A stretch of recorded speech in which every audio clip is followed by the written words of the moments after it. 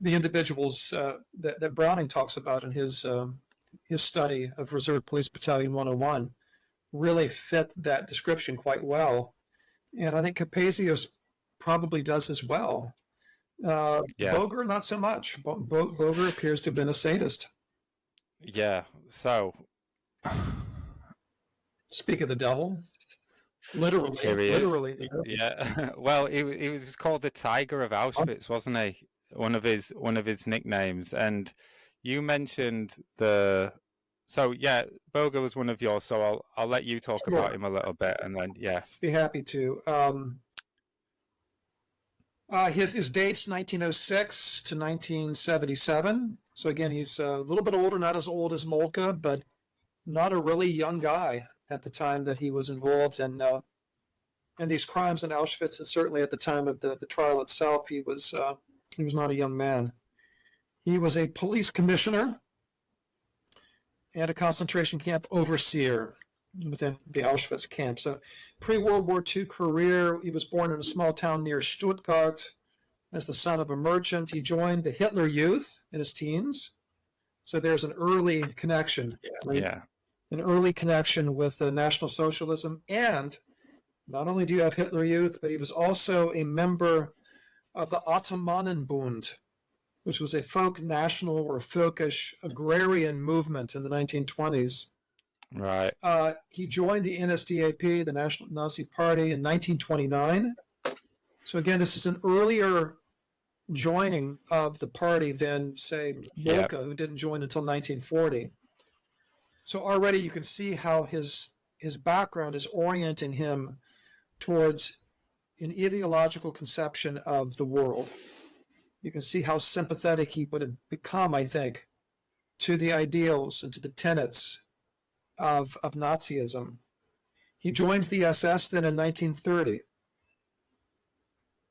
And in 1933, he joins the political police. You know, Germany still distinguishes between different branches of police. And they had and still have today a branch of the police called the political police that deal with political issues. He joined one of their offices in Stuttgart, his hometown, more or less. I guess he was born right outside of Stuttgart. He became a police commissioner in 1937.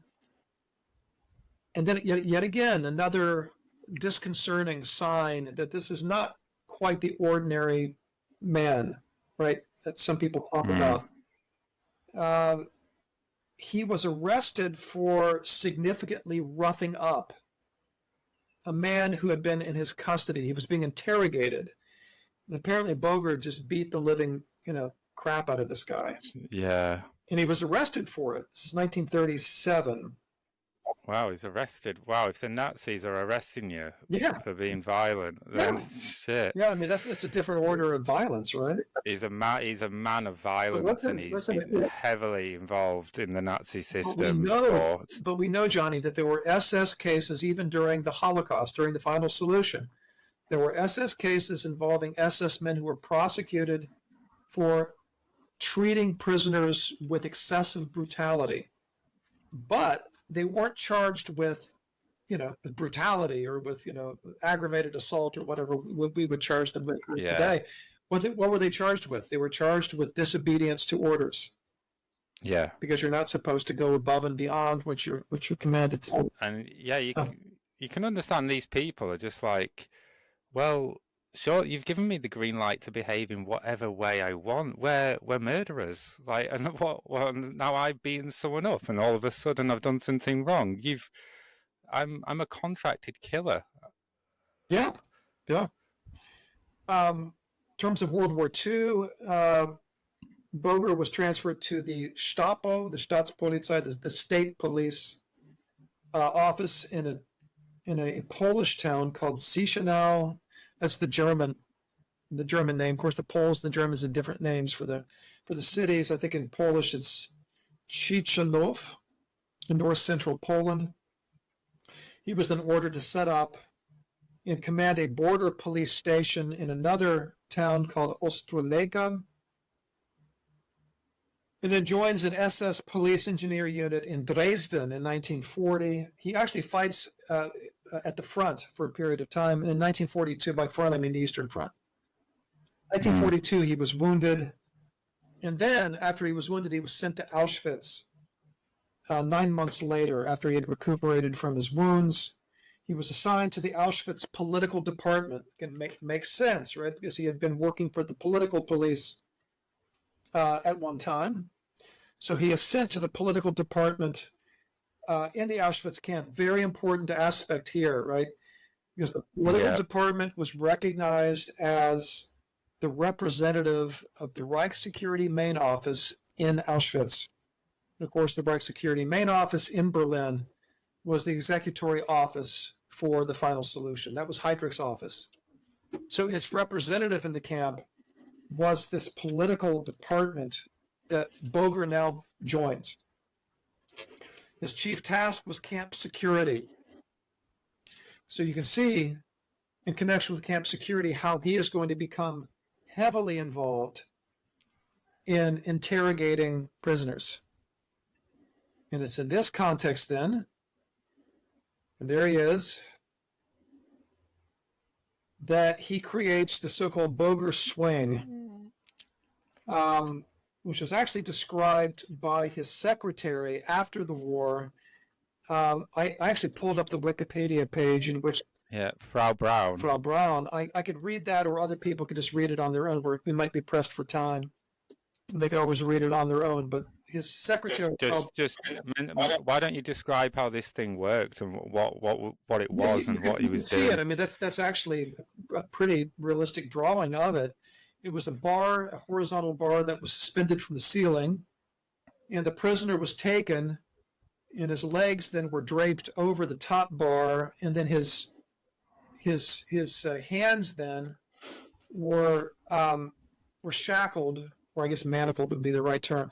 Was manacled then to his ankles, sometimes to his shins. But you can see how this created a situation in which the prisoner was completely defenseless.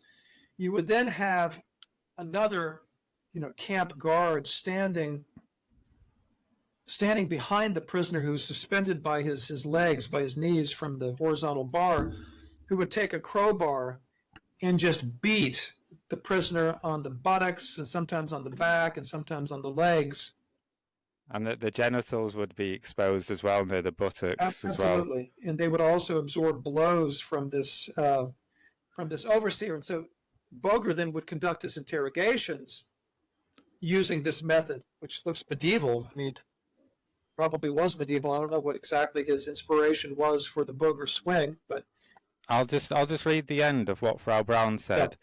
She says, as the swinging went on, and the wailing victim, who had fainted, was revived, only to faint howling again, the blows continued until only a mass of bleeding pulp hung from before their eyes.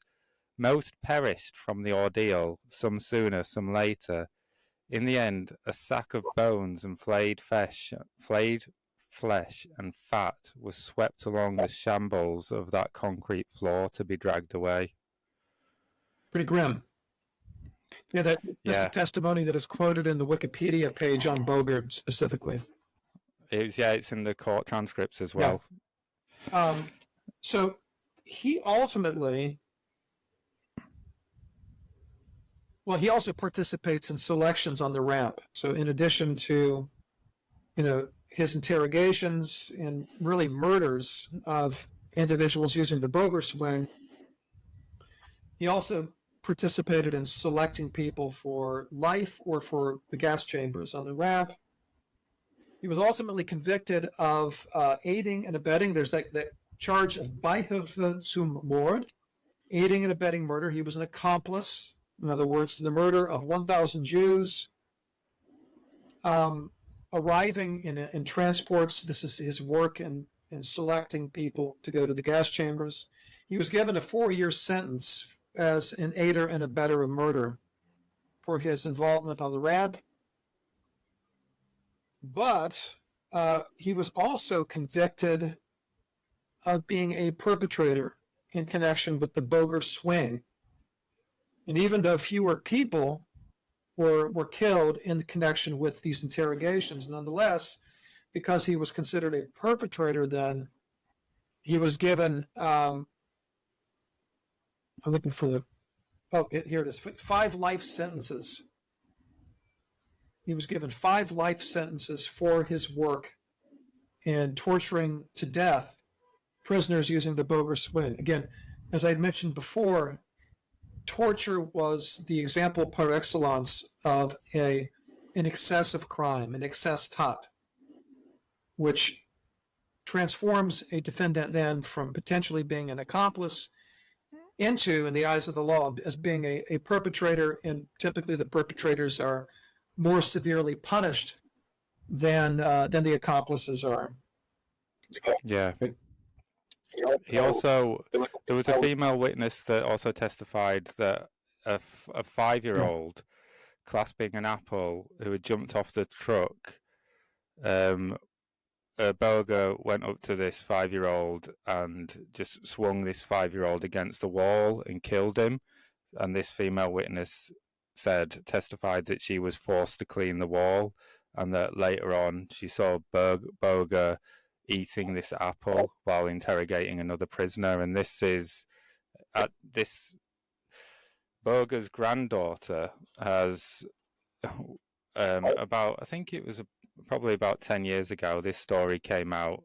She learned of what he had done while she was a university student, and this really, really messed her up. And a quote that she says is, "How can a man who had my picture on his wall have been the same person that smashed a 5-year-old against the wall and ate that apple?" So that was something that particularly troubled her. So, Johnny, where have we seen that practice before of smashing infants against walls, right? This is a heinous practice that just keeps on popping up and up and up, Johnny, doesn't it? Isn't it interesting that we see these horrific acts carry? I mean, the Boger swing is, like I said, it's medieval, but it was known. It was not as if this was a secret practice.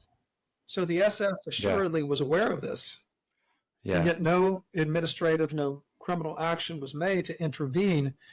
We know that there were trials of other SS men who were charged with, as I said before, exceeding their orders and committing torturous killings of Jews in connection with the final solution, and they were charged with disobeying their orders. This never happened to Boger. So what does this suggest? I mean, it suggests to me that this was approved, that this medieval institution of torturous interrogation and killing was approved by the SS, and that Boger was acting within the spirit of the camp. Although he was considered an excess perpetrator because of the extreme nature of the Boger swing. But nonetheless, okay, it was an excess, but it was acting very much within the spirit of the camp, and he was never called to account for it.